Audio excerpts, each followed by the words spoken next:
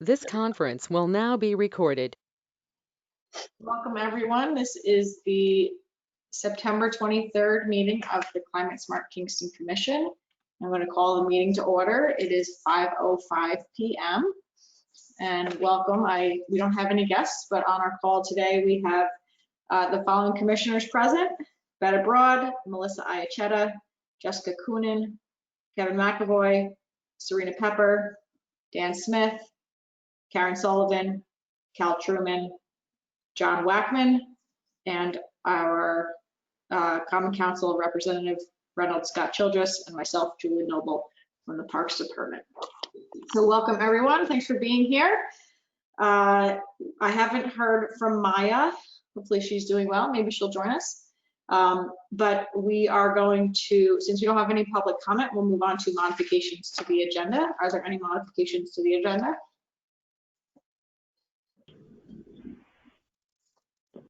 Okay, hearing none, we'll move on to review and approval of the August 2020 minutes.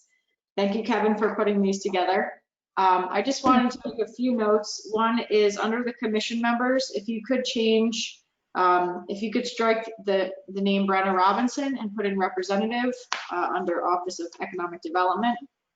Brenna, she no longer works for the city, so a different representative will then be on the commission. Under 3.3 on the fifth line, there was a part that wasn't really clear to me. It says, the line starts with restarted and then it goes period, would lights need retrofits. I think that that's a typo. So it probably should read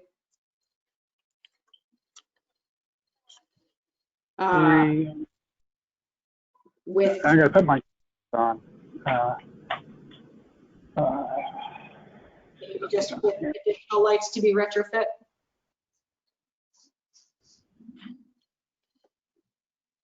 Oh boy, yeah. Oh. Yeah, okay. I'll clean that up. Okay. Yeah. 3 lines down from that where it starts Superintendent Ed Norman and the Assistant Superintendent Ryan, just add Coon after that, C-O-O-N.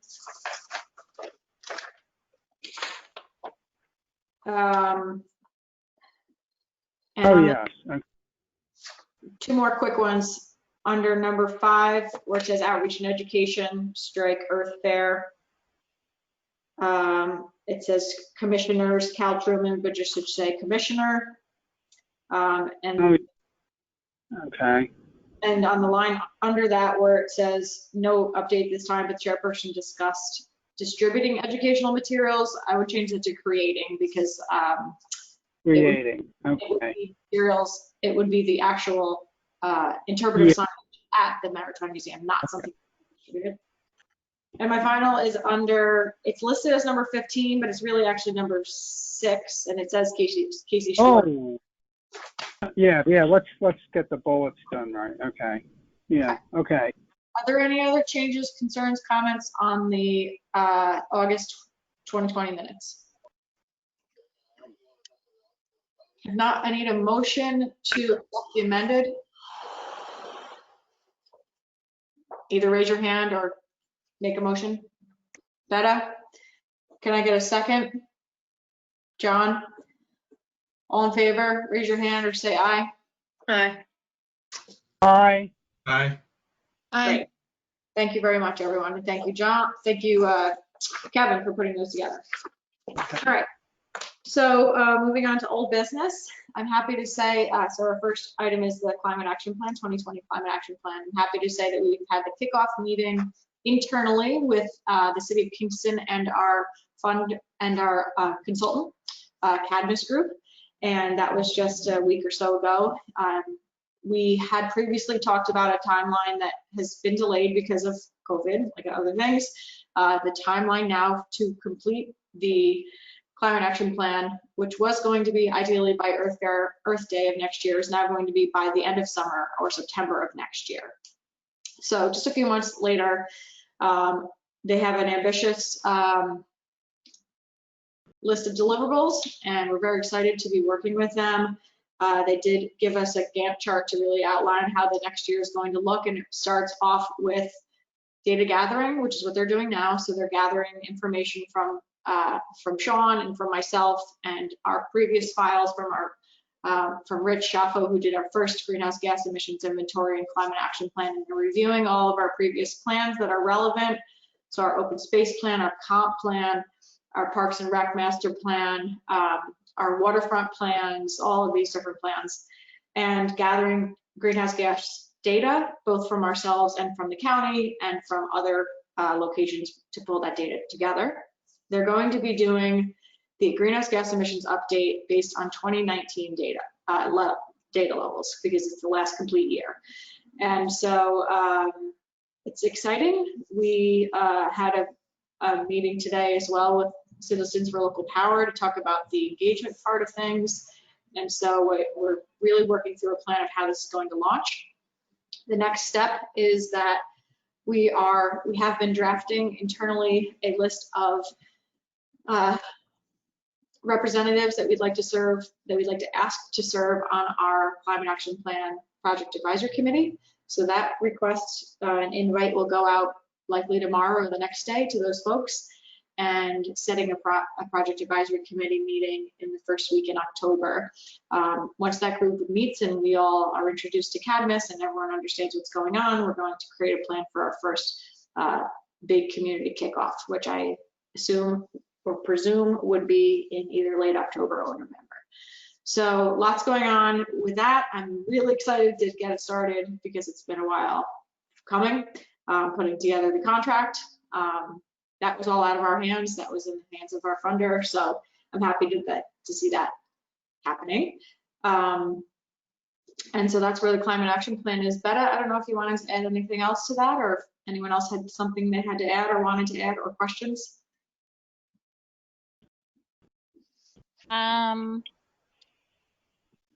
That was a good intro. I mean, I think we're going to definitely be calling on climate smart commissioners to be involved in the process and empower Kingston, but I don't know if right this second we have anything else. There's anything else. Cal, I don't know if you have anything to add. Okay. Lily, I've forgotten. Where is Cadmus based? Where do those folks live? Oh. I should know this. It's not Kingston. Uh-huh. That's all right. I'm just curious. It was just curious. I don't remember. I'll get you that answer before the end of this call. Okay, so then dovetailing that into refrigerants. Dan, I don't know if you have an update on anything? I do. Great. This morning, Sean and Maya and I had a call and just thought about first steps. So I think it's first or second week of October. We are meeting in the morning at town hall or city hall, and we're just going to start doing the city inventory from there. Okay, so this was the second call. This was the second call of the workshop. Oh no, or was this your? No, not the workshop. I did attend the workshop. That was last Wednesday or the Wednesday before. Okay. And there was another one in a couple weeks. But this is just us internally with Sean and the refrigeration subgroup. Okay. Great. So we're gonna get started. That's pretty much it. It's kind of a daunting task, so we're just like, let's just pick off something easy, and we'll start with City Hall and branch out from there. Okay, great. I just want to confirm, Kevin, are you caller number 2 or do we lose you?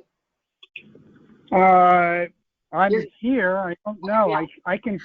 There's something really messed up with my connection. Can you see me? No, and you were previously listed as a No. name, and now you're caller number 2, which is fine. We just want you to be here. Okay.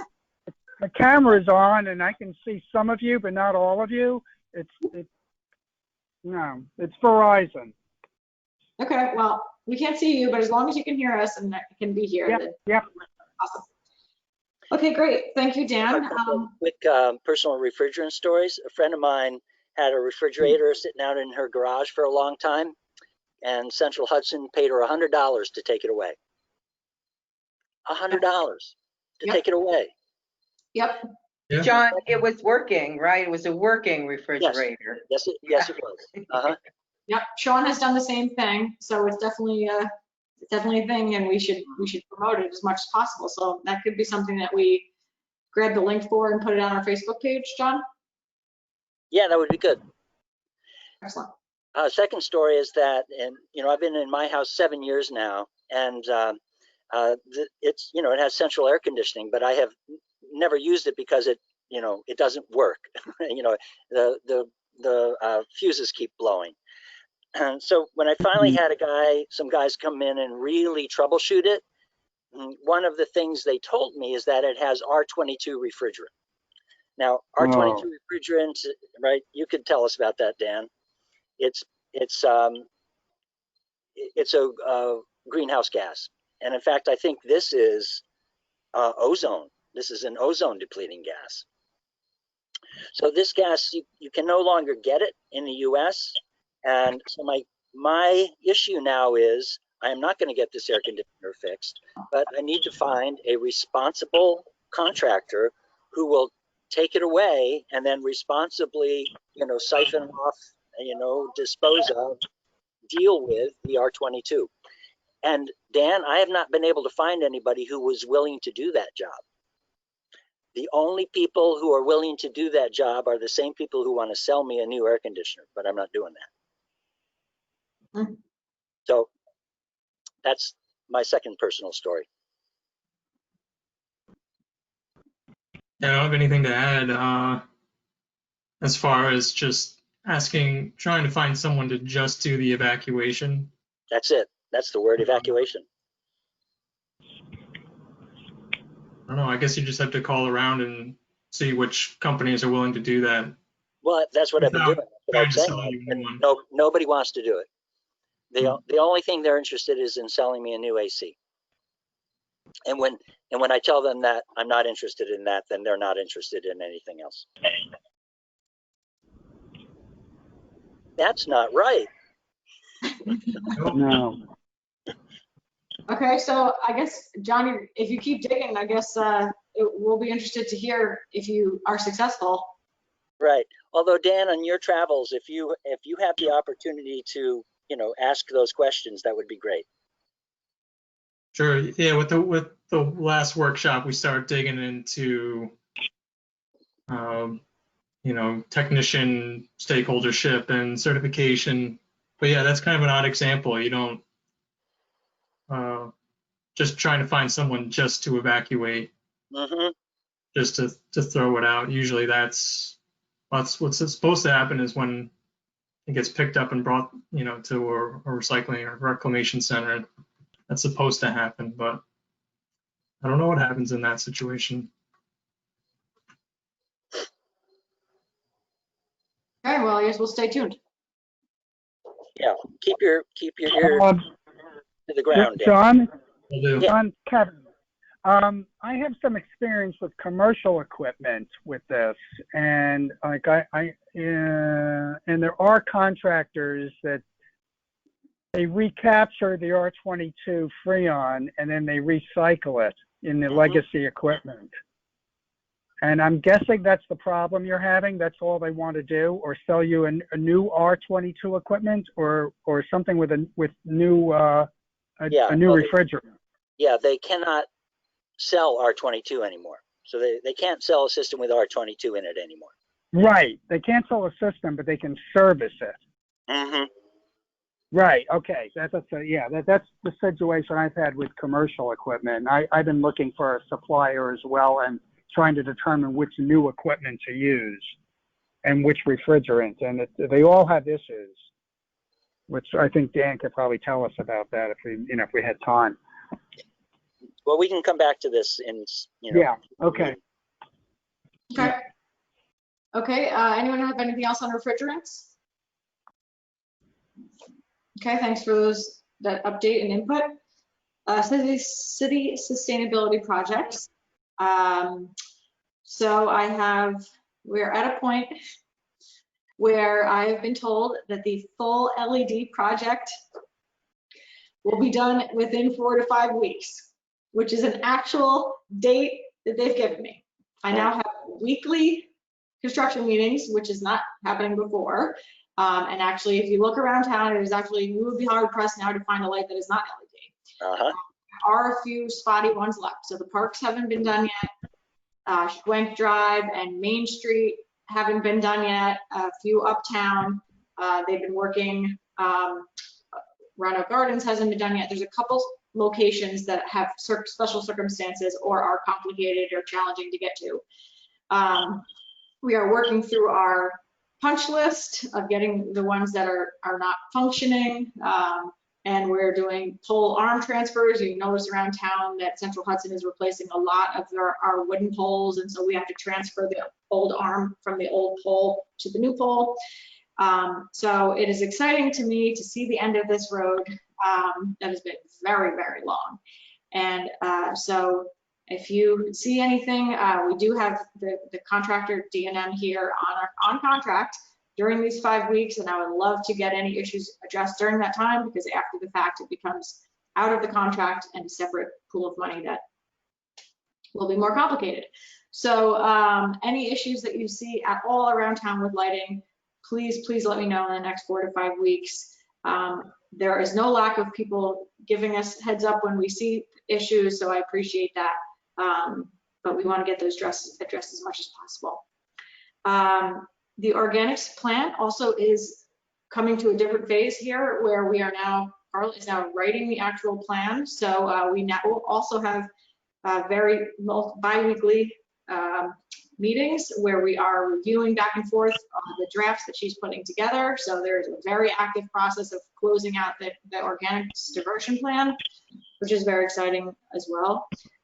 If you haven't had a chance to get down to Kingston Point has construction going on right now, and the ADA compliance project is nearly complete. So there is now a ramp and stairs to the bathrooms, so they are compliant. There is now a grill patio that is compliant. There is now a changing room that is compliant. And we will have a ribbon cutting or some sort of celebration when it's complete, and it should be within a week or so. Also, there's a new gate there, which is unrelated, but there is a gate now, and that park will be now closed, like all the other parks are, from dusk till dawn. And the gate there is to help with some vandalism that we've seen really spike up of late. Also at Kingston Point, I don't know if anyone was able to join on the climate adaptive design final preliminary design presentation, but Supermass Studio made their presentation of the final preliminary design, which was their deliverable for the climate adaptive design project. That happened just a few days ago, so we're gathering up the video and everything else that came from that, and I'm going to be posting it in the next few days on engagekingston.com, so you can see the final designs and all of that, how it came together. That deliverable was what was paid for under the grant through Department of Environmental Conservation and NUIPIC. It didn't fund final design and it didn't fund construction, so should the city choose to proceed, we would take these final preliminary designs and move forward with that. So that was exciting to wrap that project up as well.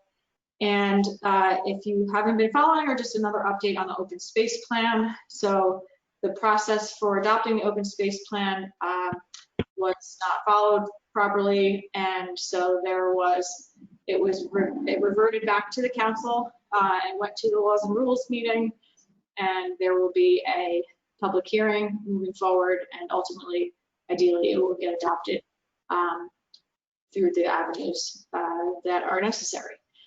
So lots going on, many other park projects going on as well. We completed the work at the Andretta Pool, except for the splash park, which is going to get put in later this year and early next year. We've begun the work on Dietz Stadium and the parking lots there. So we're finalizing the master plan and determining how all of the downtown revitalization initiative, the DRI money, will be spent at Dietz Stadium. There are many, many more projects than the actual amount of money that we have. So that will have to be a prioritization process. and I was able to retrofit all the lights in additional buildings of late. So all of the wastewater treatment plant lights have now been retrofit to LED. All of the Rhinedown Neighborhood Center lights have been retrofit to LED. So with the exception of the very, very, very small Forsyth Nature Center, every other municipal building now has LED lighting. And it is a thrill because we got nearly all of that, well, some of that for with a great, great incentive from Central Hudson. The latest round was actually 100% incentive, which never happens. And particularly at the wastewater treatment plant, which is a huge energy hog, we're able to change over some major lighting there. And the last step of what I'm doing now is with the windows project at City Hall, we're working with the contractor to remedy some situations that we've had there with the lighting of poor design. And there still is going to be some additional funding. So now I'm weighing and evaluating an option of possibly putting solar at the wastewater treatment plant to again continue to offset some of that energy use. And if that doesn't pan out based on the amount of money we have, looking at some other $20,000 projects like possibly a small utility vehicle that we can use on the rail trails. Because we can't get our big, sweepers and machinery down on the rail trail. So possibly a small electric powered utility vehicle that we can plug in and use on the rail trails. Lots going on. There's many other projects, but I don't want to go on for the whole night. And so if you have any particular questions about those projects or some other projects I'm working on, I'm happy to speak of it. Serena? Can I just ask real quick about this really exciting project that's so in my backyard, this little linear park that just happened from Metro to the bridge? Yes. So that is the Empire State Trail. And the Empire State Trail is running from New York City up to Canada. This is a governor's initiative that he really wanted to launch this year and open and ribbon cut by November. And it has happened and is happening live. It happens to be the case that it goes right through Kingston, and my understanding is that you will be able to ride your bike from New York City up to Kingston at least without going off more than 5 miles off of an actual, without having to go more than 5 miles on an actual road. So all off-road trails, and then continuing out from there. It winds through Kingston, so it comes in on the boulevard. It comes down the boulevard, which is also going to be getting paved. In addition to the work that's being done now, it's going to be getting paved later this month. And it comes down the boulevard to Greenkill, down Greenkill, and then it winds over to through Midtown over to the Kingston Point Rail Trail, and then winds down the Kingston Point Rail Trail out along the jetty. Oh, well, it's on North Street, out along North Street with Sharrows, and then it goes up North Street through the Hutton Brickyard and up through the scenic Hudson property, and then up further north. And what's unique in Kingston is that we are utilizing and representing probably all the possible ways that you could bring a trail through town. So we're using off-road trails, on-road trails, protected bike lanes, unprotected bike lanes with sharrows, paved roads, unpaved roads. There's this combination of things that's complicated moving through a city, but we've figured it out. I will say, if you have any issues with what's going on Greenkill or any of it, it is DOT's responsibility. So yes, there is a lot of marking. We're unfortunately going to be inheriting all of this marking and painting. It is a DOT project, so we are getting lots and lots of comments about it, and people are calling DPW and the city.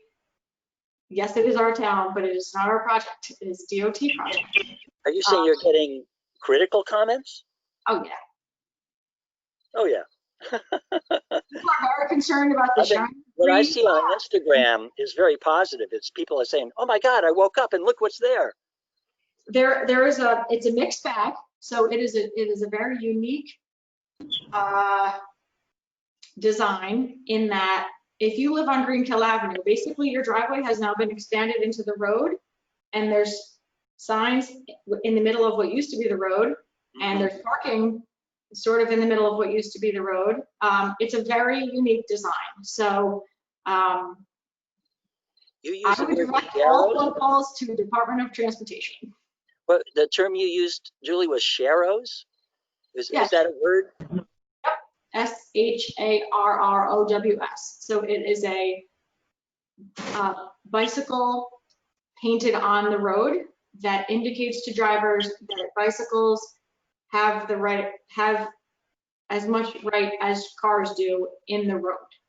So it's to remind to remind both vehicles and bikes that share the road. Share the road, share it. Mm-hmm.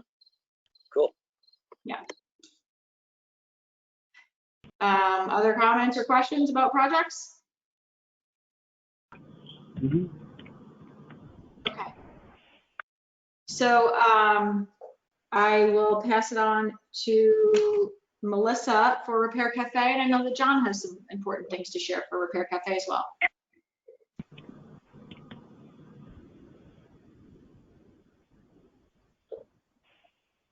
Melissa, we can't hear you, although it doesn't say you're muted. We cannot hear you. Hello. Can you hear me? Yep, all set. Yeah. Okay. So I'm gonna read from my phone just the person contacted me to get their position right.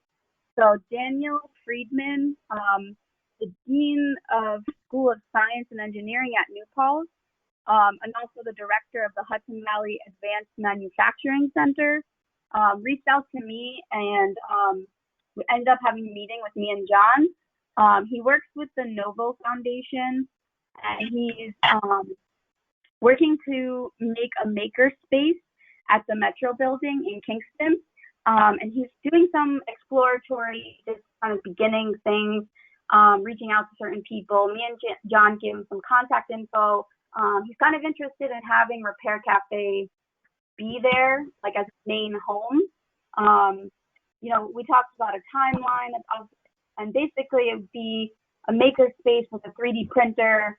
It would have welding equipment, some high-tech equipment that the community could come and use.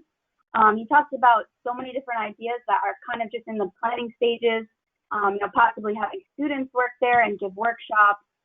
We even said maybe some repair members could give their time in exchange for access to the space. So that's kind of exciting. We asked about a timeline, and he said that they're just going to be starting construction to renovate the building. So it's not going to be ready until about a year or so. But he wanted to know if we were interested in what kind of involvement we wanted.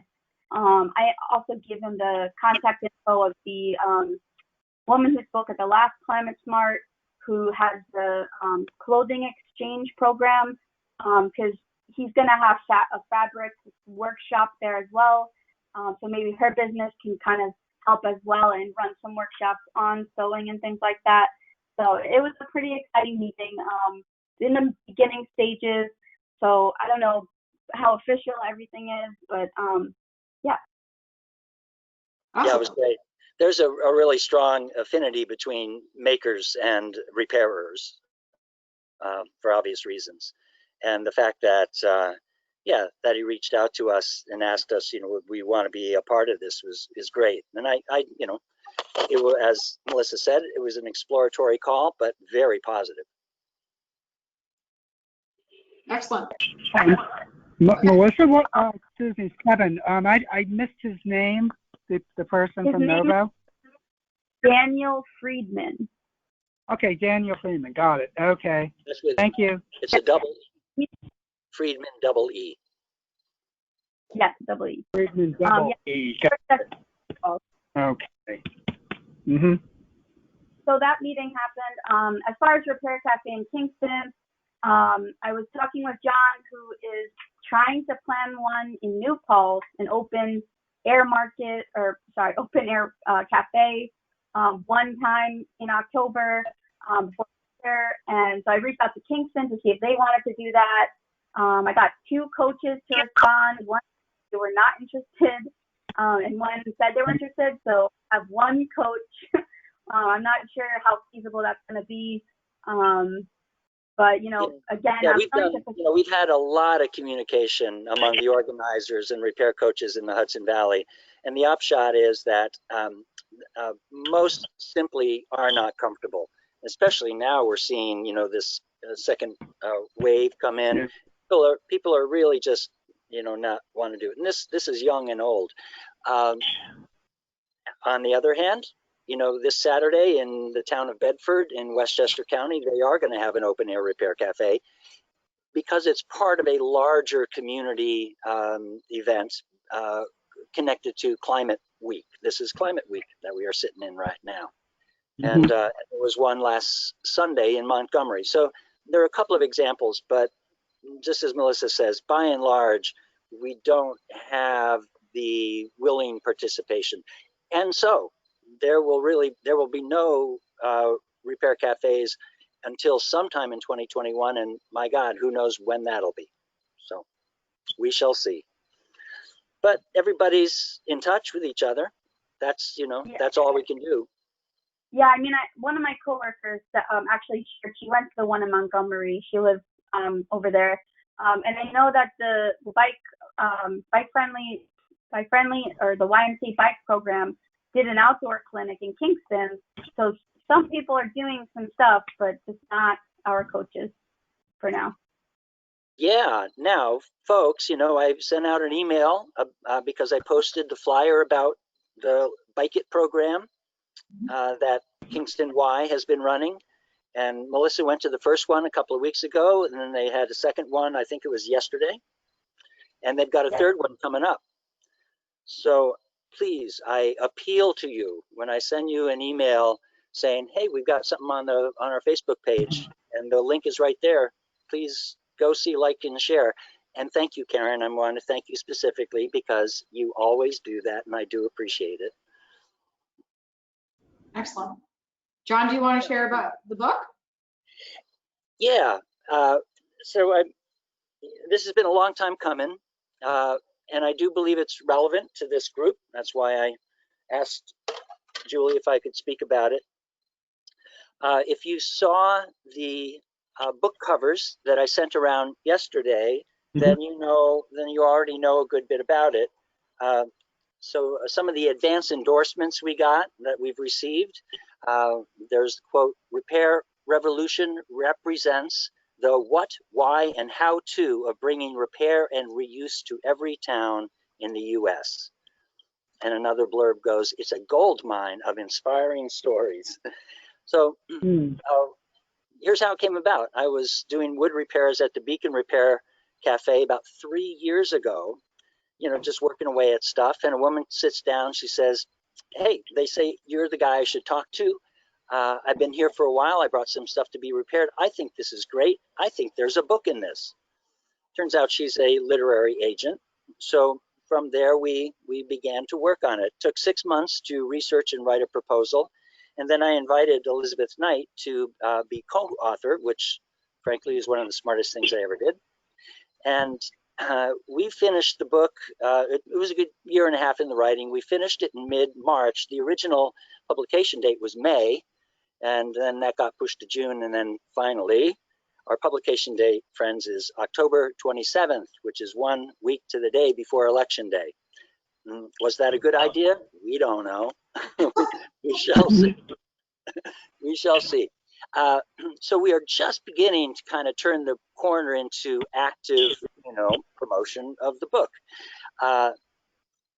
We are excited about it, and it's important to say that, in a sentence, this book is about the impulse to repair in a fragile world. The impulse to repair in a fragile world, and Lord knows we've always believed that this is a relevant topic, and now all the more so.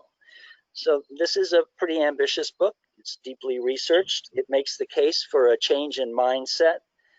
So in a world of overconsumption, it centers value on the things that we already own.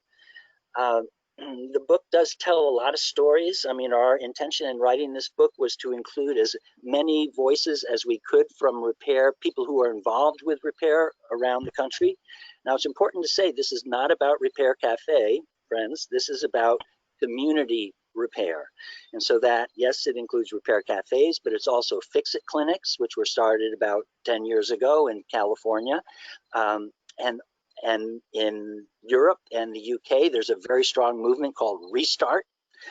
So this is community repair, which is any group of people who get together to fix stuff for their neighbors within their community. You know, we present community repair as a strategy for building community resilience. And we cast a very wide net. This is about much more, frankly, than just repairing your stuff. It is about that, but it is also about environmental repair. So we tell the story of the battle for the Hudson River and the Clearwater. It's about social repair and even reparations. And we tell the story of the Pine Street African burial ground. So this book is full of really, really cool stories. There's some, I think, things that will be surprising to people as well. So for example, I'm guessing that most of you don't know about the very strong affinity between people with autism and the act of repairing. There's something very profound about the way that repairing appeals to people with autism. And so that has been a very strong embrace in the repair movement. So, you know, there's a lot of history in this. There's a lot of economics. We tried to make it as readable as possible. I think, you know, we had good success with that. So the book will be out. You'll be able to get it at your, you know, rough draft will certainly have it. And, you know, we were going to do all kinds of, you know, in-person presentations. We were supposed to be at the American Library Association annual conference in Chicago last summer, but none of this has happened. So we are doing a whole lot of podcasts and web events, things of that nature. I can, you know, I guess what I would say is, if you would like to be, if you would like to ask me to keep you informed on this, in other words, be on my list, then please reach out. But otherwise, I'm not gonna, you know, I'm not gonna regale you with things. But yeah, we're excited. And so here's repair is a radical act of resistance to the unmaking of our environment and our world. And repair is a humble act of resistance to the unmaking of our environment and our world. Turns out both are true. So anything else that you'd like to know about this? This is really incredible, John. Congratulations. Yeah. It's, you know, yeah, we, Super cool. it's hard work writing a book. Jeez Louise. I'm not sure a lot of us can relate. I don't think a lot of anybody else has written a book. I feel honored to be even on the call with you.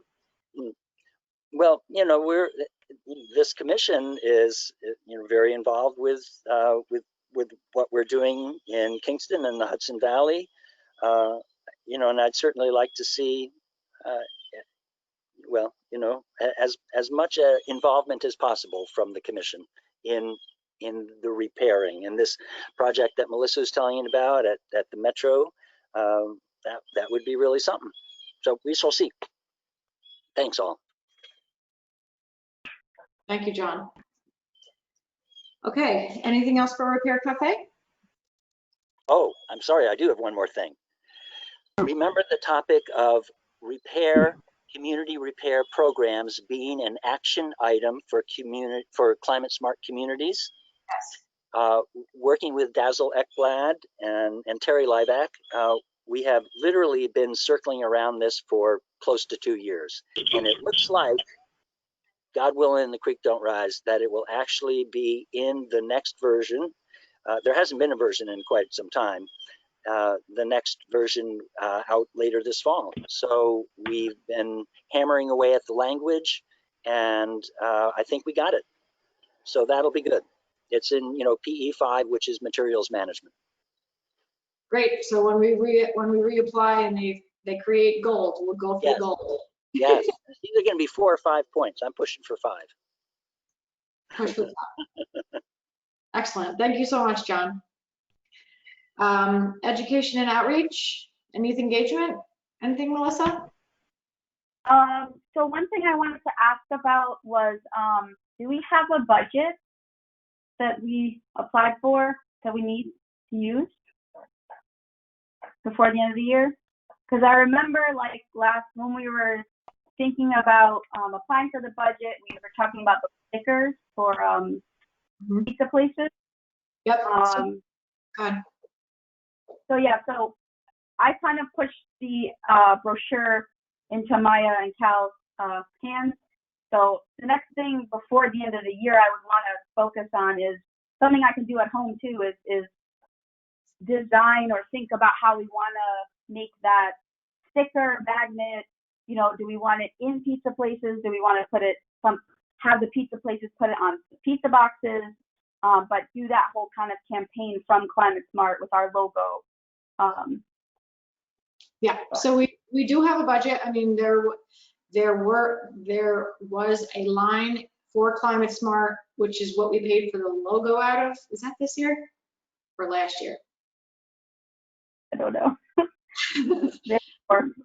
I think that was last year, wasn't it? Okay. Well, either way, I have marketing material line through my recycling grant.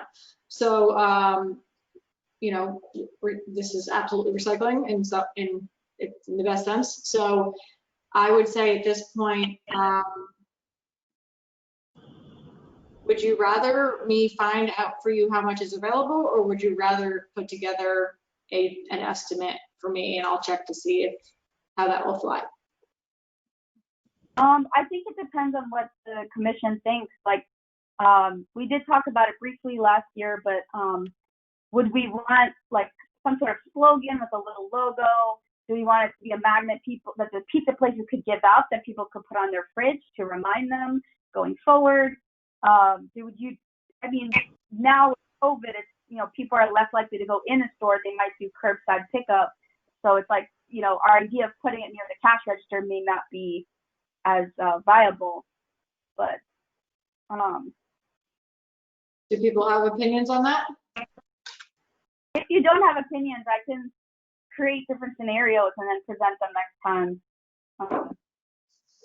I think the idea of something that has to be sent home with people easily becomes a really huge project, like sending home a magnet with everybody. Not only is it a lot of stuff to print, but it eventually is just going to be back in the trash, right? So maybe better to do something that either like goes on the cash register or something, even though people are less likely to be going into the pizza places to pick stuff up. If we want to do something like that, I think it might be better to target just the restaurants and not also the people bringing home the pizzas. Any other input on that?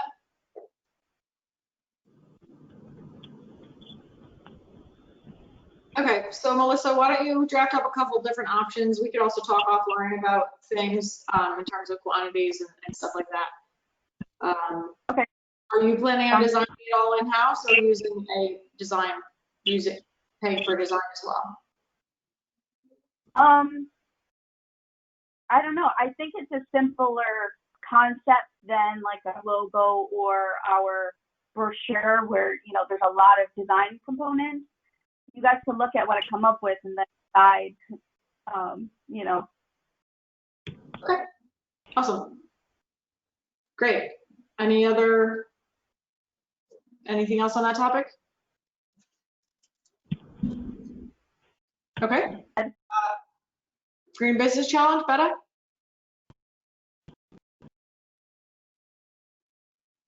Nothing on the Green Business Challenge to report.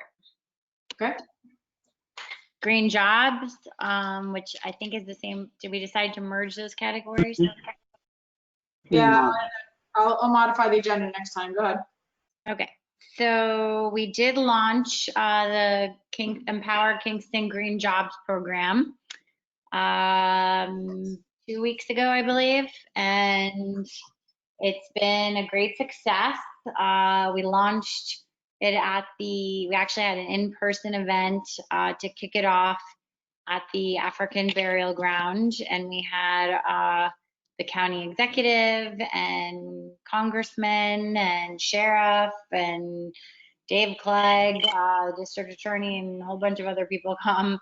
And we have 8 interns, 5 girls, 3 guys, and they're tagging along after leading contractors for 4 weeks to learn about installing solar and heat pumps and energy efficiency, and it's a paid internship.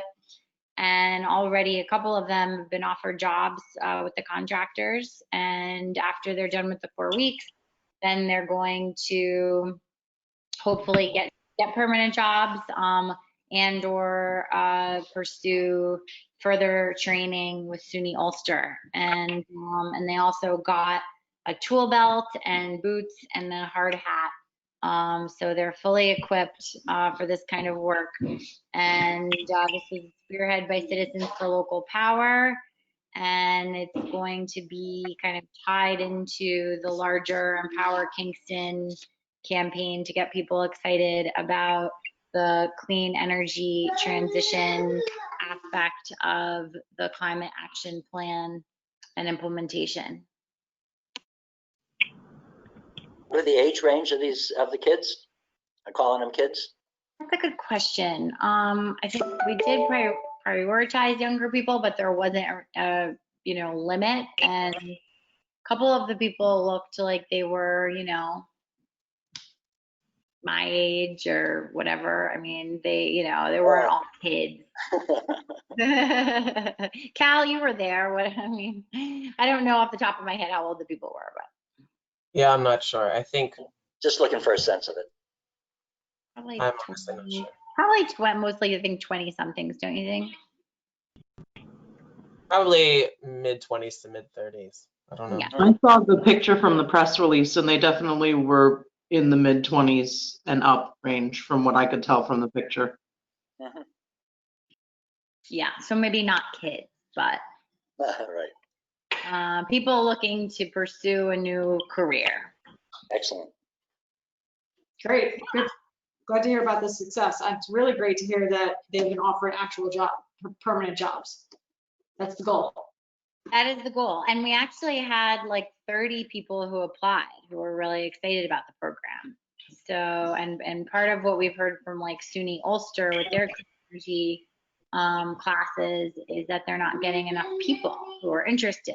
So this is kind of proves that there actually are people out there in the community who are interested in this work, but having an organization that's connected to other community-based groups and able to put the word out in that way gets real results.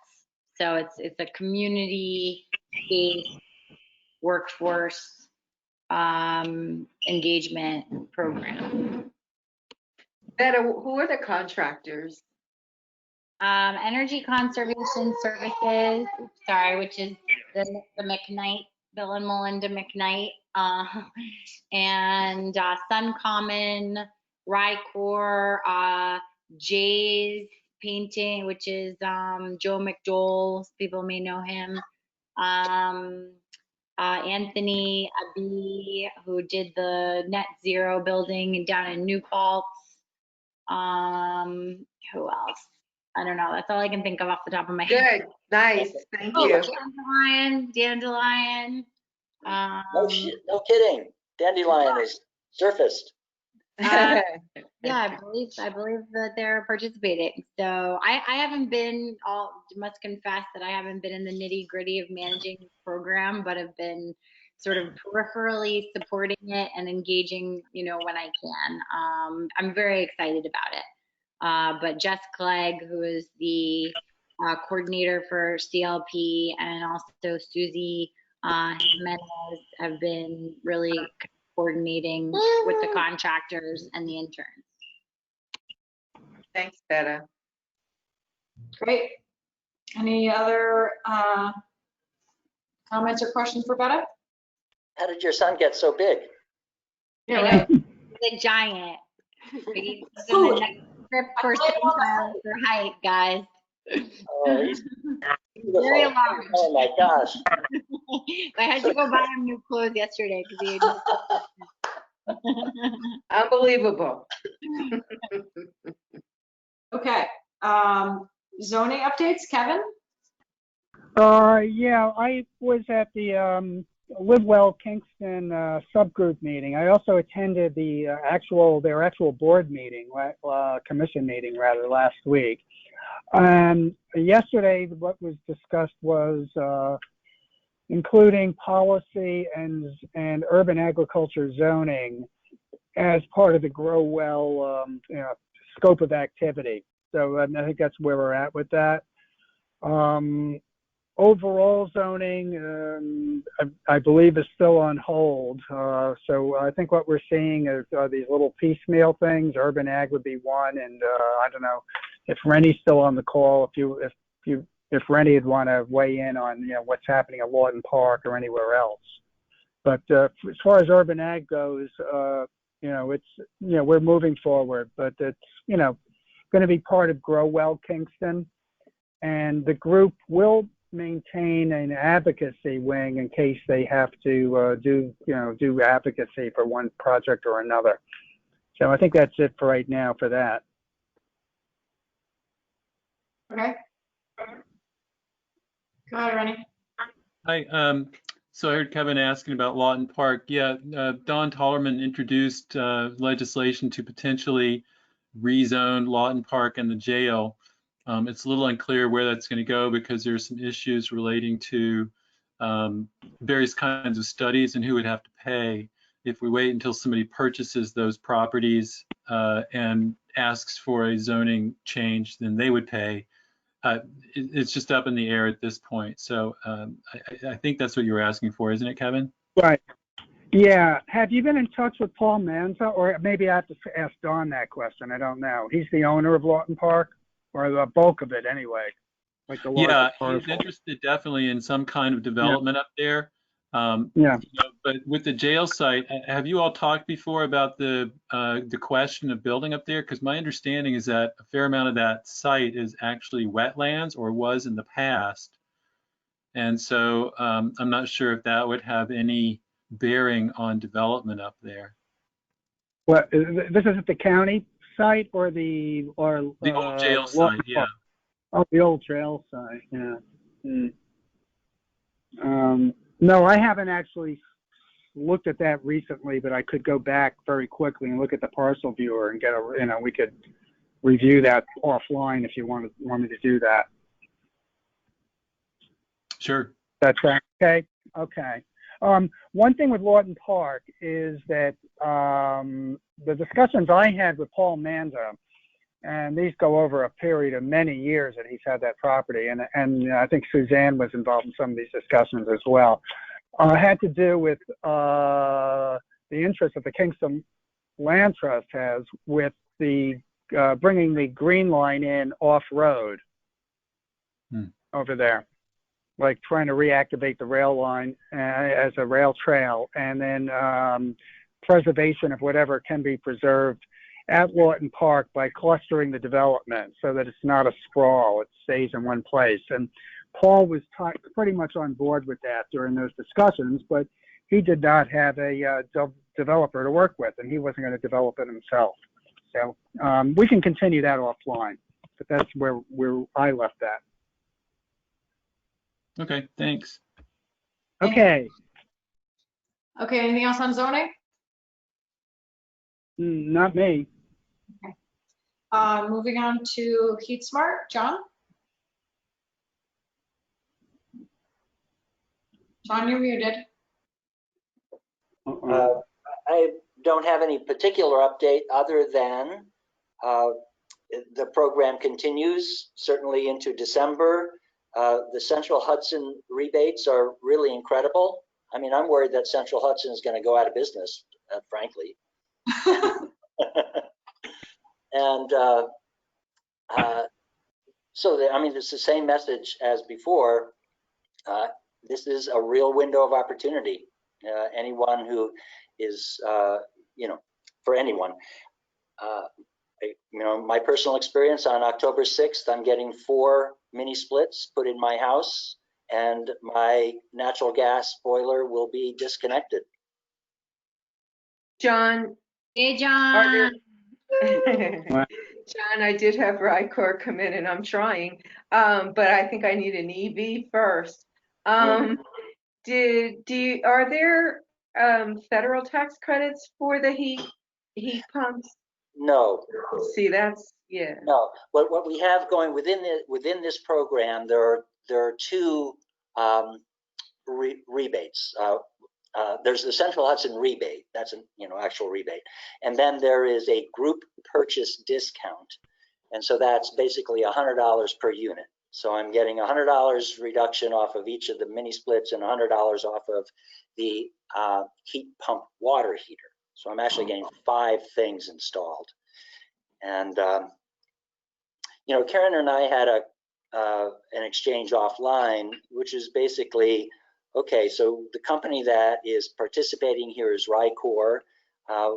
It's hard to know how competitive Rycor is with, say, another company. There's what is it, Water Solutions in Hot water solutions. Hot water Beaver, solutions yeah. in Kingston. So we're really, I have a friend who has promised to get a second proposal from Hot Water Solutions. I would really love to compare the proposal from a company like that with Rycor. I would like to know what that comparison would look like. And it's a question that you would raise, Karen, and I think it's a good one. On the other hand, Rycor has done well in this community. They're based in New Paltz. They have a good reputation, and they've been very good to work with. And I understand, yeah, I understand that the technician aspect of it is really, really important. To have competent, knowledgeable technicians is critical for this enterprise. Yeah. And that is one of the things that particularly recommends Rycor. This is all they do. They are completely committed to renewable energy systems, and so this is pretty much all they do. Cal, do you have any insight into this at all? We had our heat pumps installed last August by Rycor. That's right. Yeah, that's right. They've been great. And they're still working. They sure are. Cal, did you get the incentives? Were you part of the whole incentive? Yeah, so we went in on the Marbletown purchase, yes. Group purchase. Yes, that's we got the discounts from that as well as the state rebates. Yep. And this is John, what group are you entering this with? Well, I went in through the Sustainable Hudson Valley portal, and that is, Cal, you're referring to the Marbletown group purchase. Well, what at that point in time it was the Marble, but now it's the Sustainable Hudson Valley group purchase. They brought it in under their umbrella. So, but the same deal. Serena, just to say, this is still an opportunity for the land bank properties. I think they're getting to the point where they're ready to put out they put out the request for qualifications, and then they have to see who responds to that and do requests for proposal. Not sure what I can push. We're getting to the point where the budget's due October 1st, so the timing is tight, and I think I didn't get back to you, but I should have let you know that just to kind of give you some perspective on what the timing was. There were also some title issues with a couple of the properties that they tried to purchase on the first go around. Yeah, so they had to go through. Serena, a request for qualifications from contractors? Yes, yes. So to identify contractors who want to work with these properties. Yeah. So that's the point of the process that they're at and trying to acquire additional properties. So the only other question I would have is, has the land bank targeted renewable energy in the development or redevelopment of these properties? Well, it's been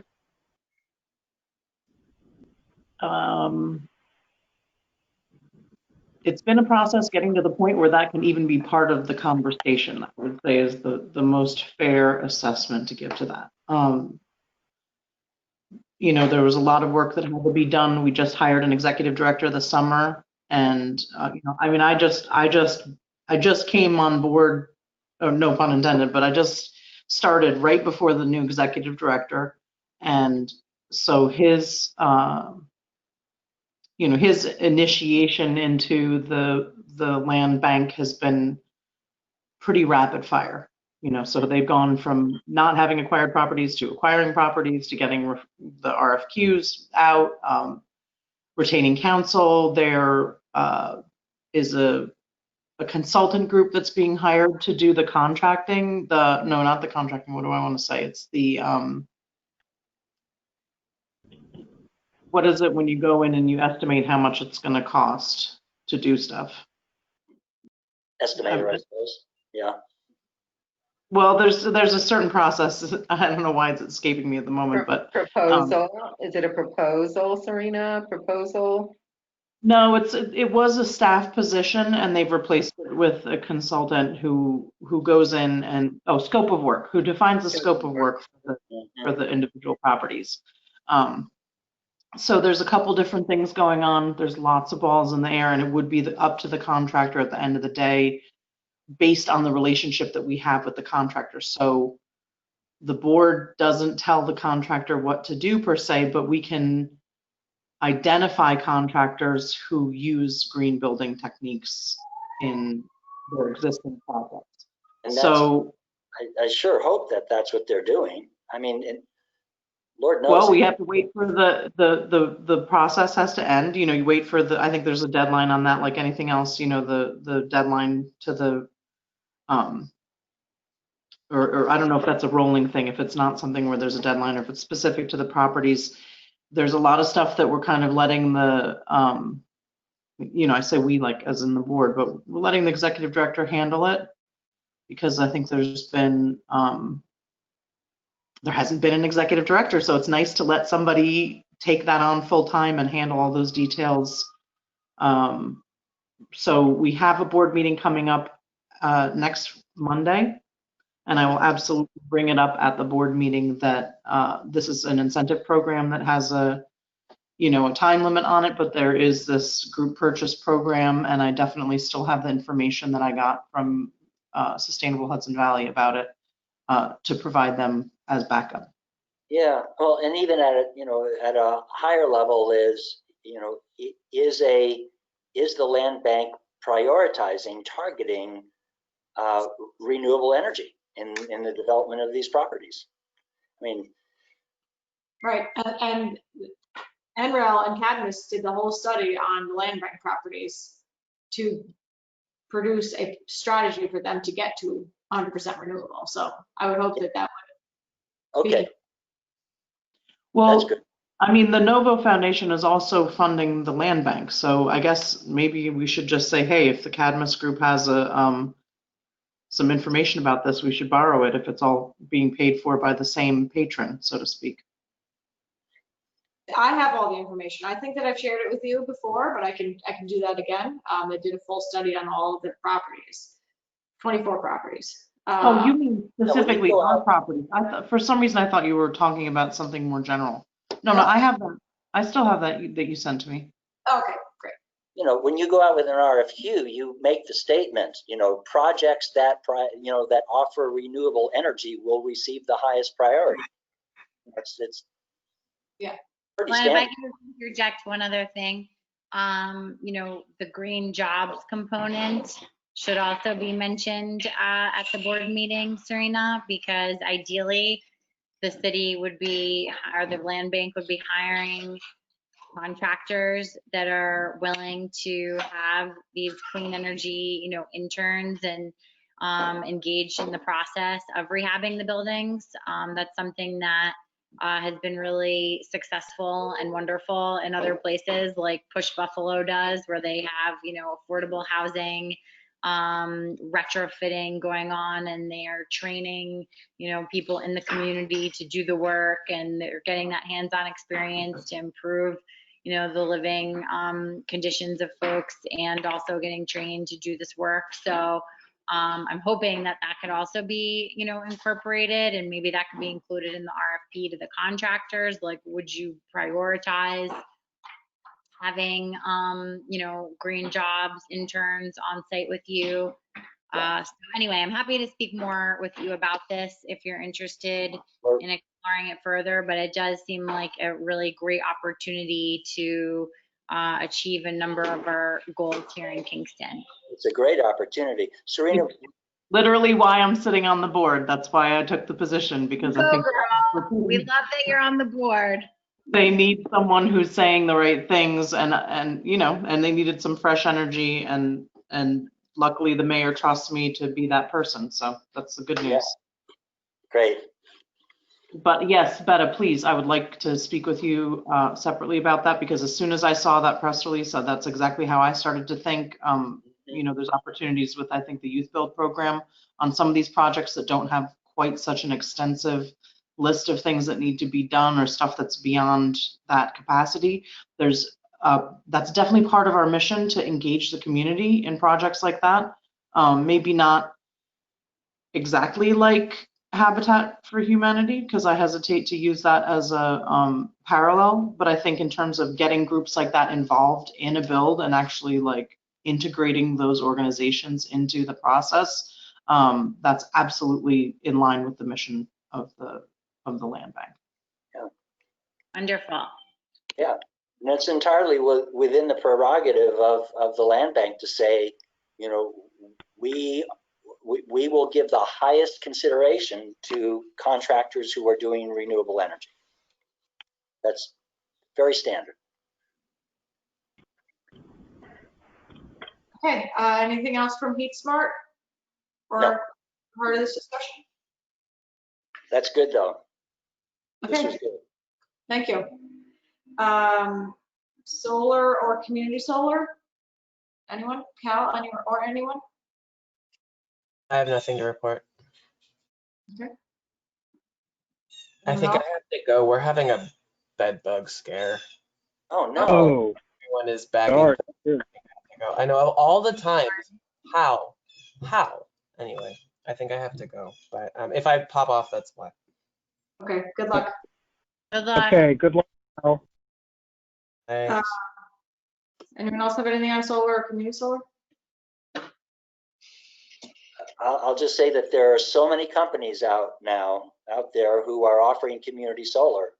6, 8, 10, I've lost track. Yeah. It's a very, very wide open market. Who's the best one? That's what I want to know. Who's the best one? Well, you know, they're all offering pretty much the same deal.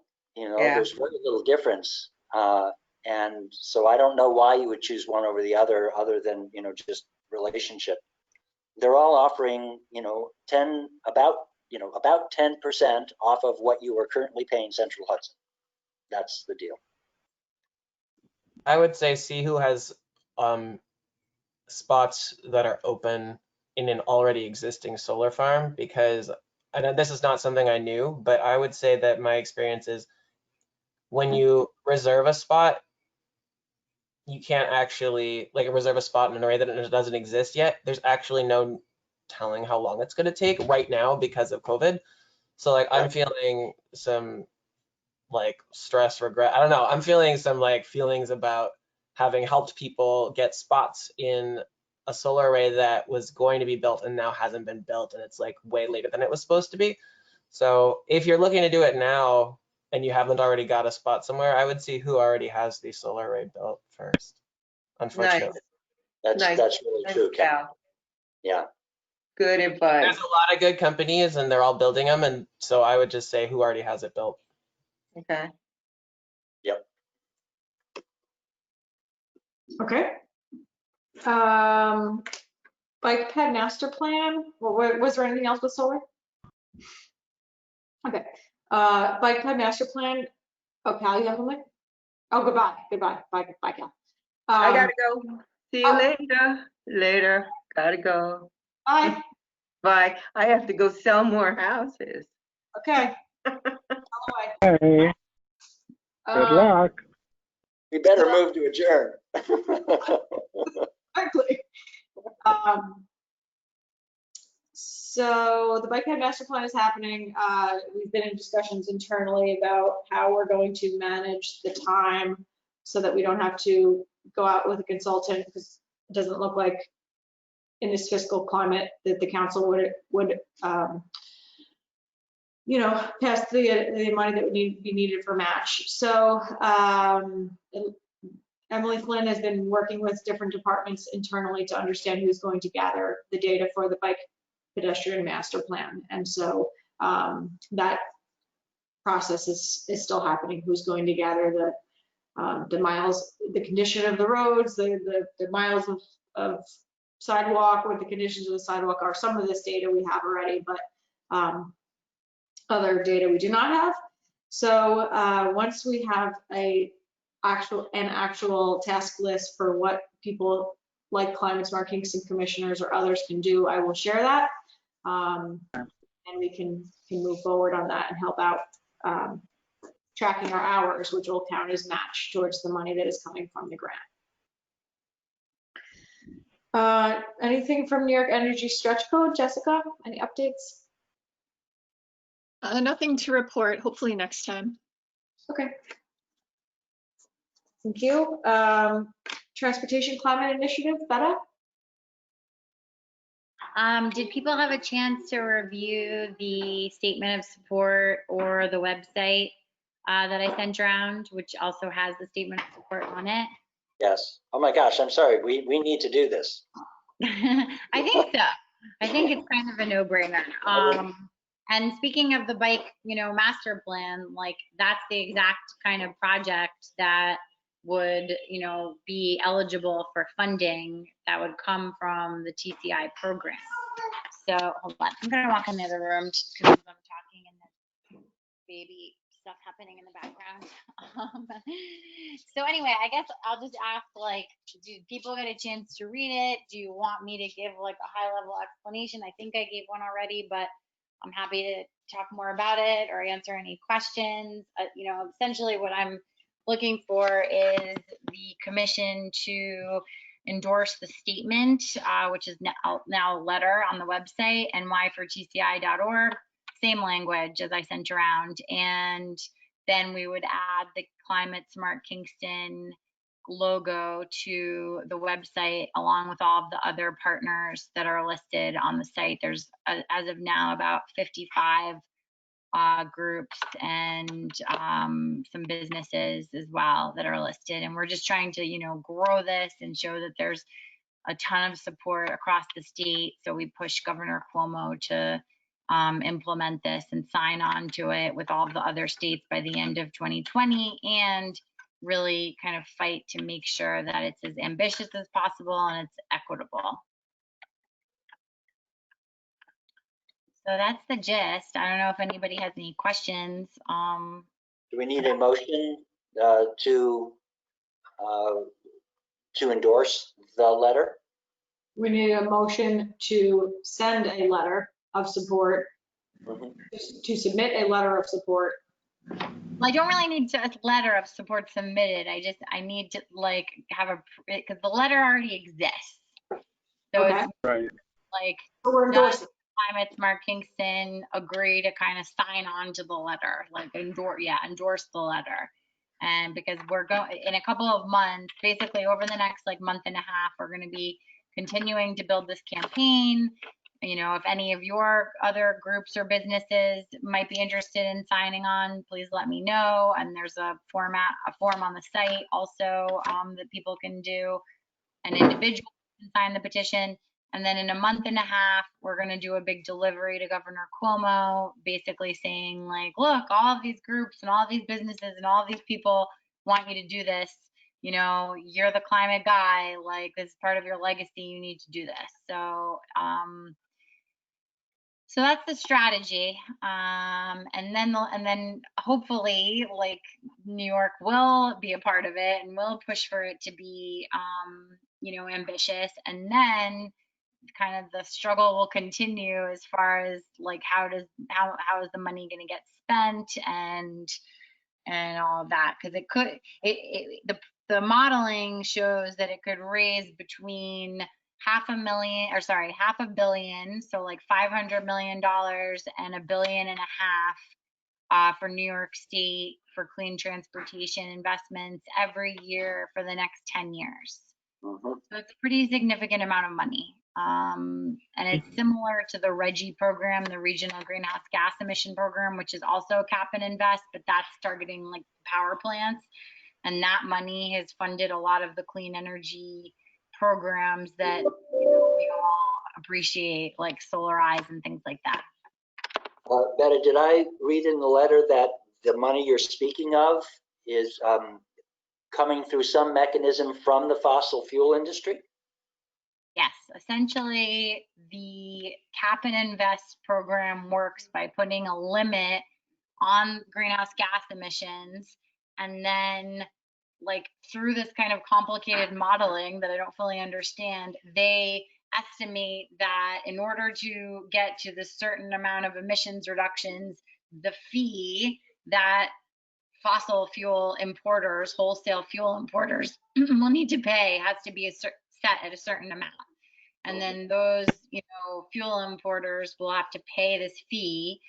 And, the reason why it's so controversial, I'm not gonna, lie to you, is because people, think that most likely this will end up, resulting in a slightly higher, get price at the pump. Because of course the fossil fuel industry isn't just gonna like swallow it. They're gonna like pass it on to consumers. But we're hoping that, we can have it be ambitious enough that it makes a difference, but not high enough that it would really, hurt people. It will be something that, folks could afford to pay. And ultimately, like, we have to make fossil fuel, fossil fuels more expensive. It's just like, that's how we're gonna really curb climate emissions. So, yeah, so that's kind of the issue. And then, some groups don't appreciate that it's a market-based mechanism. I don't know where they think the money is going to come from to invest in, electric vehicles and bike paths and walkable communities and trains and, all of the things that we need to transform our, decrepit, antiquated transportation system. But, some of our friends on the left also, aren't crazy about this for that reason. So they say. So we have kind of like the fossil fuel industry opposing it on one side, and then people who are sort of, fundamentalists, I would say, on the other.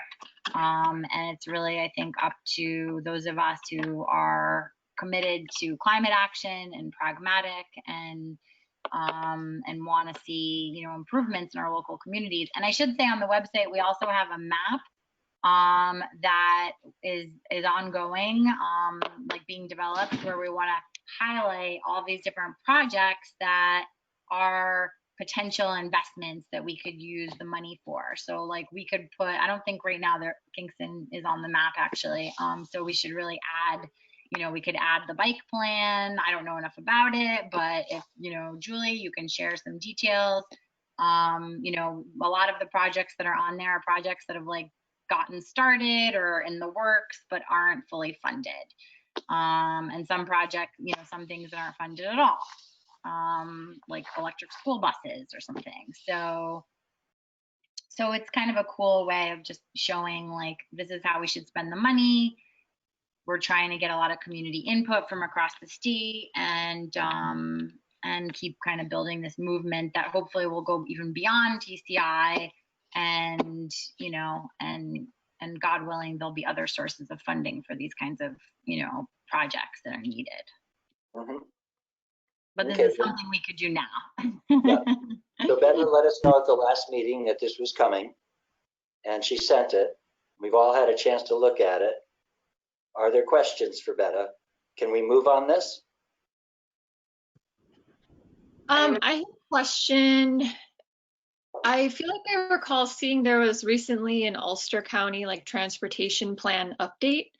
And I was just curious if anyone on this call like was up to date on that and how it might relate to like projects under the TCI funding and that type of thing.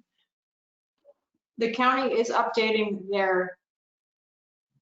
doing a regular update of their transportation plan.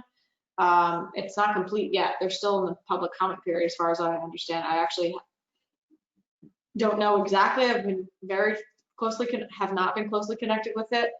So I can't really speak to that. I think But it's a 10-year plan. Is it a 10-year plan? That they were, the public comment is on their 10-year plan, I think. Okay. I can't remember.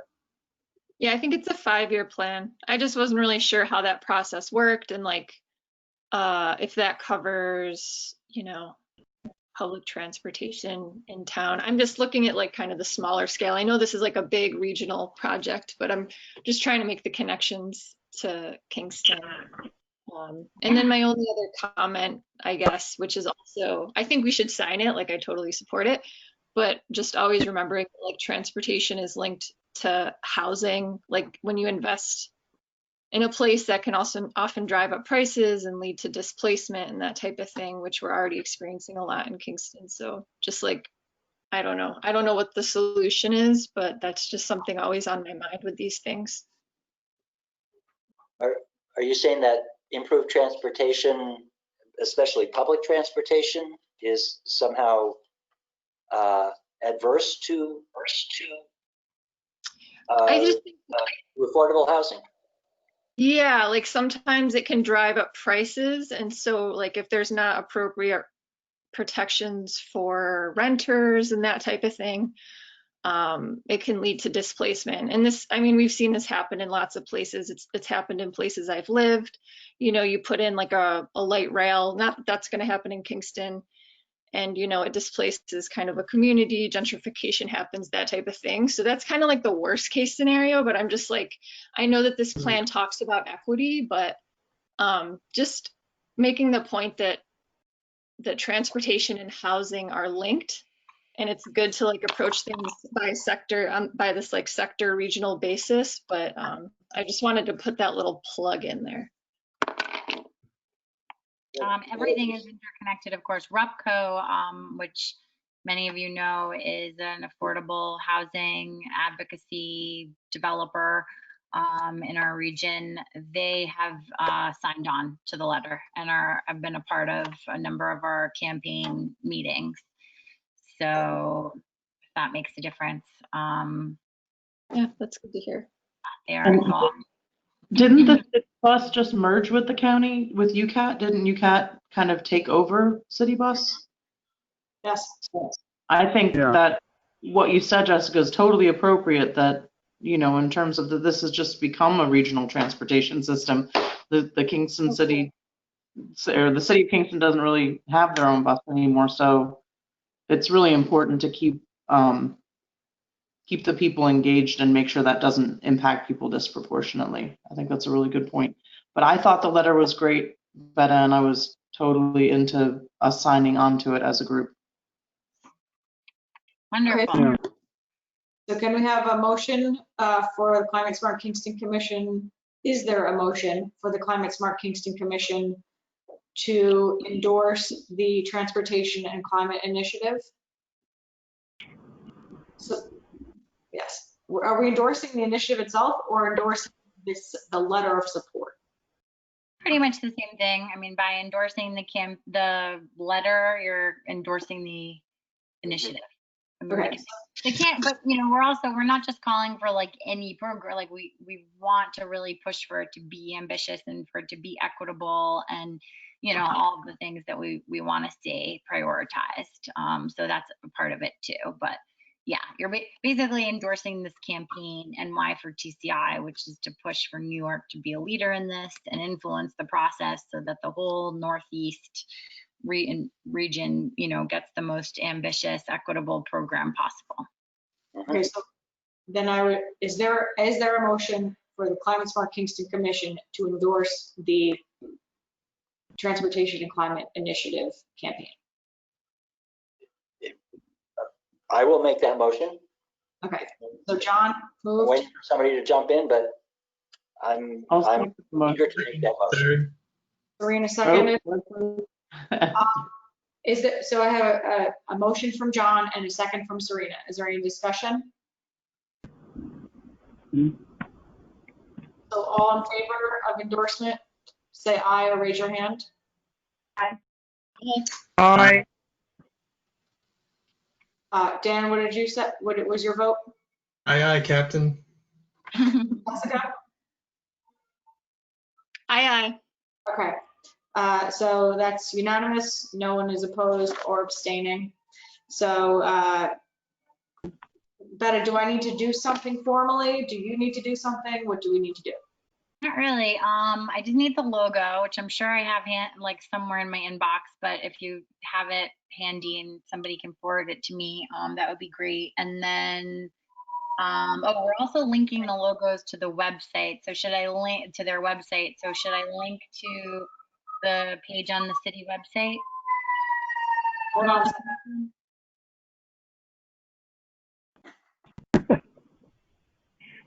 Wow. Sorry, my office is right on the main drag. I understand. My office is on the main drag as well. I've been there.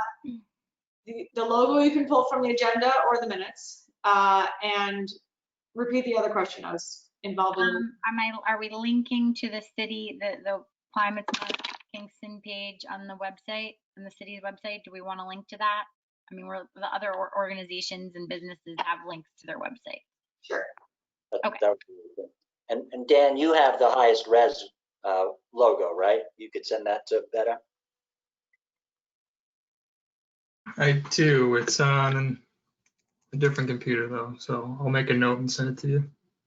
Okay. I have it in my Google Drive. I have a copy because for the brochure, so I can send you it.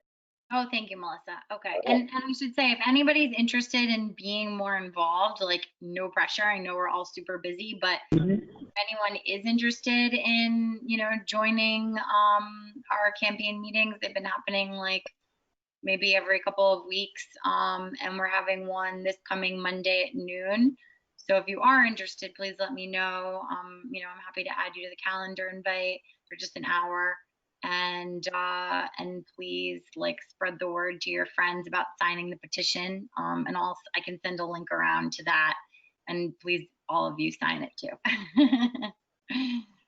Thank you. Thank you so much. What a great way to end my very long day. This is our launch day today. So it's a great way to end on. Thank you so much. Great. Congratulations. Okay, so moving on from old business, there's no new business. Moving on to public safety. I wasn't sure, Serena, are you hopping onto the public safety meeting? You're muted. It only took me 5 seconds to realize this time. Yep, I am technologically capable and ready to attend the public safety meeting. Okay, because green amendment is on their agenda. Pardon? The green amendment that we passed through the Climate Smart Kingston Commission to the council is on their agenda tonight. Okay, the green amendment. All right. Yep. Got you. You might want to hop over to that call unless you have something to report from here. Nope, I just need Kevin to do All his right, I'm gonna have to disconnect, go to meeting. I'll stay on the call. I'm gonna disconnect you guys to try to free up some space on the computer so I can access my email. But we're at the point. I'm not really leaving. Julie? What? Yeah, we could table anything else and move to adjourn? Is everyone okay? Is that a motion to adjourn? Yes, it is. Can I get a second? Second. All in favor of adjourning? Aye. Aye. Okay, 6:33. I will close the meeting and see you all next time. Thank you. Thank you, Julie.